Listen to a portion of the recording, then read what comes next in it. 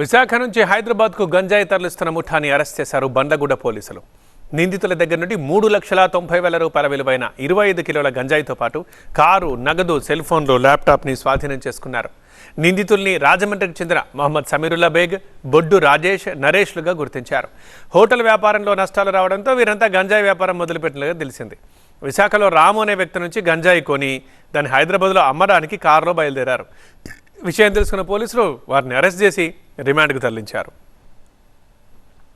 ఈ గంజాయి అక్రమ రవాణాపై మరింత సమాచారం మా స్పెషల్ కరెస్పాండెంట్ నూర్ మహమ్మద్ అందిస్తారు. నూర్, రెండు తెలుగు రాష్ట్రాల్లో గాంజాయి అమ్మకాలపైన అధికారులు ఉక్కుపాతం తనివేస్తున్నారు. అటు ఆంధ్ర ప్రభుత్వం, ఇటు తెలంగాణ ప్రభుత్వం కూడా పదే తనిఖీలు నిర్వహిస్తున్నారు. హైదరాబాద్లోని అనేక ప్రాంతాల్లో విద్యార్థులతో పాటు ఈ మధ్యకాలం అయితే తరచూ అమ్మాయిలు కూడా గాంజాయి వాడుతున్నారు అనేసి పదే మన కేసులు సంఖ్య పెరుగుతూనే ఉంది. కానీ ఎక్కడైతే సమాచారం వస్తుందో అక్కడ పోలీసు అధికారులు పూర్తిగా నిఘా ఉంచారు. నిఘా ఉంచిందే కాక పదే తనిఖీలు కూడా నిర్వహిస్తున్నారు. ఈ నేపథ్యంలోనే బండ్లగూడ ప్రాంతంలో ఒక వాహనంలో గాంజాయి తరలిస్తున్న యువకుల్ని అదుపులో తీసుకుని విచారించగా గతంలో కూడా అనేక సందర్భాల్లో హైదరాబాద్లోని అనేక ప్రాంతాలు వీళ్ళు గాంజాయి అమ్మినట్టు కూడా తెలిసింది. ప్రస్తుతం ఈ ముగ్గురిని అరెస్ట్ చేసి రిమాండ్కి తరలించిన పరిస్థితి.